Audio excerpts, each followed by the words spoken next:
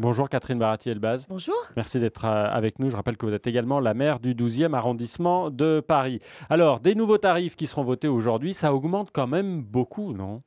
Non, c'est le service qui augmente beaucoup. On a un service complètement nouveau de par le type de vélo que l'on propose. Je vous rappelle qu'au moins 30% des vélos seront à assistance électrique, ce qui est une grande nouveauté, qui fait une grande différence si vous avez déjà eu l'occasion de tester un vélo électrique. C'est très lourd un Vélib.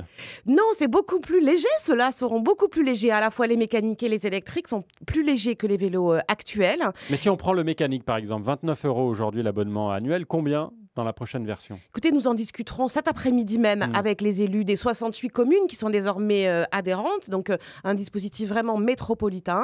Et la proposition que nous ferons, elle est de 3,10 € par mois, en conservant le bénéfice de la 29 € annuels, ça fera du combien par an? 3,10 € par mois. Non, 37 € par an. Je tiens à préciser, par an, oui. Je tiens à préciser qu'effectivement, on va passer à un paiement mensuel qui est beaucoup plus... Mais ça fait quand même 37 € par an. Et effectivement, c'est un nouveau tarif pour un nouveau service, un service amplifié. Forcément, le tarif n'avait pas augmenté depuis 10 ans sur le Vélib actuel. Vous passez à un il prélèvement... avait franchi le périphérique. Oui, bien sûr. Vous passez à un prélèvement mensuel, donc vous l'avez dit, 3 €. C'est pour faire mieux passer la pilule, vu que vous avez eu du mal à nous donner le tarif par an. Non, c'est un nouveau service et on veut que l'abonnement reste effectivement un événement mineur par rapport à l'engagement de l'usager vis-à-vis du Vélib. Voilà, 3,10 € par mois, c'est la manière qu'on paye, par exemple, l'abonnement Navigo. On le paye par mois et personne ne viendrait, il n'aurait à l'idée de personne de calculer le prix par an d'une passe Navigo. Donc voilà, avec 3,10 € par mois, vous avez le droit à 30 minutes gratuites, on le maintient. Et on maintient aussi des tarifs sociaux et des tarifs réduits. Je pense que c'est la marque Vélib. C'est ce qui a fait le succès de Vélib à son ouverture et nous y tenons, nous y sommes attachés. Vélib est en transition actuellement et ça va durer jusqu'au 1er avril prochain avec l'apparition des Vélib le 1er janvier. Mais pour que le système soit complètement fini et complet, ce sera en avril prochain. Est-ce que vous avez prévu des dédommagements pour les utilisateurs qui galèrent un petit peu et qui vont galérer encore plus? La transition est effectivement importante. Il faut créer de nouvelles stations et transformer celles qui existent. C'est un chantier d'envergure importante, inédit à cette échelle-là. Le système qu'on va proposer, il est unique en Europe. Donc forcément, la période de transition, elle est compliquée un petit peu à gérer pour les usagers. Donc pour la période qui va jusqu'au 31 décembre, c'est la ville de Paris et JC Decaux qui sont responsables des usagers et des tarifs. Donc on discute avec eux pour voir quelles offres pourraient être faites aux usagers actuels. Vous n'y avez pas pensé avant? Nous y travaillons. Ce que nous avons acté d'ores et déjà, c'est que tous les abonnés actuels verront leur abonnement prolongé au-delà du 31 décembre, donc transféré sur le nouveau service au même tarif. C'est-à-dire qu'ils vont profiter du nouveau service avec l'ancien tarif dont vous avez souligné qu'il était inférieur. Donc il faut s'abonner aujourd'hui pour le conserver? C'est une bonne suggestion, effectivement. Et en revanche, pour les abonnés à partir du 1er janvier, qui prendront leur abonnement à partir du 1er janvier, le service sera forcément dégradé, vous l'avez dit, jusqu'à l'ouverture de toutes les stations au 1er avril. Et donc là aussi, on réfléchit avec le nouveau gestionnaire à une offre tarifaire de bienvenue, on pourrait dire. Combien de communes, à partir du 1er janvier, vont passer au nouveau Vélib, puisque le service s'étend? 68 à ce stade. 30 et quelques aujourd'hui. On avait une contrainte qui était de ne pas dépasser 1,5 km au-delà du périphérique. On est aujourd'hui à 68 communes adhérentes. J'espère que d'autres viendront. Il y a assez peu de trous dans la raquette pour l'instant. Les quelques-uns qui y sont, j'y travaille activement. Pour que le service soit efficace, il faut qu'il soit continu sur la zone dense de la métropole. Et la métropole du Grand Paris nous a beaucoup aidé dans cette métropolisation du Vélib. Je note les trous dans la raquette. Vous êtes maire du 12e arrondissement, vous êtes élu socialiste et la mairie de Paris est à gauche. Est-ce que vous ne regrettez pas la gestion des salariés de Cyclocity, la filiale de JC Decaux, qui ne sont pas automatiquement repris par le nouvel opérateur et qui redoutent de rester sur le carreau? Une décision est attendue la semaine prochaine. Oui, j'arrive, je suis présidente depuis quelques semaines. J'ai reçu les salariés de Cyclocity hier.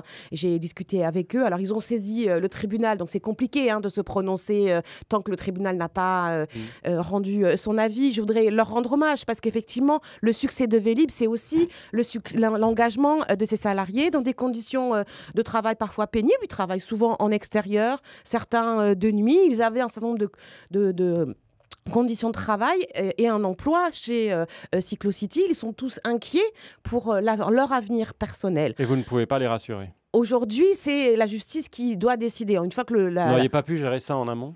Juridiquement, non. Voilà. Maintenant, je tiens quand même à dire que ce nouveau service est un nouveau service étendu. Il va créer des emplois pour gérer le service à l'échelle des 68 communes et tous les vélos sont produits en France.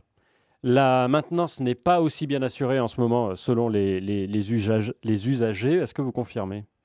Non, il y a un transfert en ce moment des stations qui ferment et ça pénalise beaucoup effectivement les usagers. Nous sommes vigilants à ce qu'ils aient l'information la plus réactive possible pour qu'ils puissent s'organiser. Mais aujourd'hui, on a encore quand même 3/4 des stations qui sont en fonctionnement. C'est la même chose pour Autolib, les voitures en libre partage.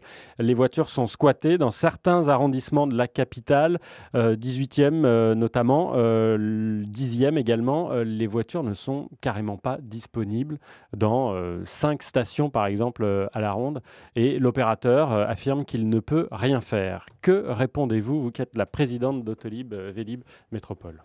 Il y a des difficultés effectivement pour le prestataire aujourd'hui d'entretenir les véhicules. Vous citez quelques arrondissements parisiens, ils ne sont pas les seuls, il y a d'autres communes. Je vous rappelle que pour le coup, Autolib a directement été un service développé à l'échelle de la métropole. C'est un sujet, nous avons des discussions régulières avec les entreprises Bolloré qui gèrent Autolib afin d'assurer ce service qui est dû aux usagers. Je constate qu'il y a assez peu de propositions par le gestionnaire à ce jour, donc nous allons continuer à discuter. Discuter pourquoi? Pour qu'ils maintiennent la qualité du service qu'ils doivent aux usagers d'Autolib et notamment l'entretien des voitures et la Là, c'est pas seulement l'entretien, c'est empêcher que ces voitures soient squattées et occupées toute la nuit, voire la journée. Il faut trouver des systèmes qui protègent mieux les blue cars de l'intrusion. Aujourd'hui, il n'y a pas de réflexion, à ma connaissance, sur ce sujet par les entreprises de Bolloré et je le regrette. Est-ce qu'Autolib a un avenir quand on voit que le nombre d'abonnés et l'activité de ce service diminue depuis un an? Moi, je suis persuadée que la voiture électrique en autopartage a un bel avenir dans la métropole Vu du Grand l'état Paris. des véhicules, on se pose la question. C'est normal qu'on réinterroge un service. Aujourd'hui, vous avez raison, il y a moins d'abonnés longue durée, mais il y a beaucoup de transferts aussi vers le nouvel abonnement qu'on a mis en place à 0 € et qui permet de payer dès le début l'utilisation d'Autolib. Donc, Mais on a quand même des usagers. Un service qui ne fonctionne pas? Alors, le service fonctionne, je ne peux pas vous laisser dire quand ça vous n'avez pas de aujourd'hui. station, vous faites le tour de 5 stations autour de chez vous et que vous ne trouvez pas de véhicule, on peut dire que le service ne fonctionne pas. Il n'y a pas une égalité territoriale aujourd'hui, vous avez peut-être raison. C'est-à-dire qu'il y a des endroits où ça fonctionne bien mieux qu'à d'autres. Et ce n'est pas normal. Tous les abonnés, toutes les communes qui adhèrent à Autolib doivent pouvoir le proposer à leurs habitants. Ce n'est pas le cas aujourd'hui. On y travaille et j'attends des propositions de Bolloré en ce sens. Un dernier mot, on m'indique dans l'oreillette que la mairie de Paris confirme qu'il y aura un vœu qui sera déposé en conseil municipal pour la suppression de la grande roue. Quelle est votre réaction, Catherine Baratier-Elbaz? Écoutez, moi je suis élue de Paris et je trouve normal que Paris réinterroge régulièrement les manifestations festives qui ont lieu sur son territoire, à la fois dans la manière dont elles s'intègrent dans le paysage, dans la manière dont elles proposent un service et une image de notre ville pour les gens qui la visitent et à l'international. Donc je participerai à ces réflexions dans le cadre de mes fonctions de maire du 12e arrondissement. C'est pour ça que vous avez réduit la place de moitié de la Foire du Trône? J'ai proposé qu'on travaille à diminuer l'impact de la Foire du Trône pour les riverains et les habitants du 12e comme ceux des communes riveraines me soutiennent dans cette réflexion. C'est pas contre les forains, c'est pas contre la Foire du Trône, mais c'est pour la qualité de vie des habitants. Voilà, c'est dit. Merci Catherine Baratier-Elbaz, présidente du syndicat Vélib Autolib Métropole, avec les nouveaux tarifs qui seront votés aujourd'hui. Interview à retrouver en vidéo sur francebleu.fr. Très bonne journée à vous.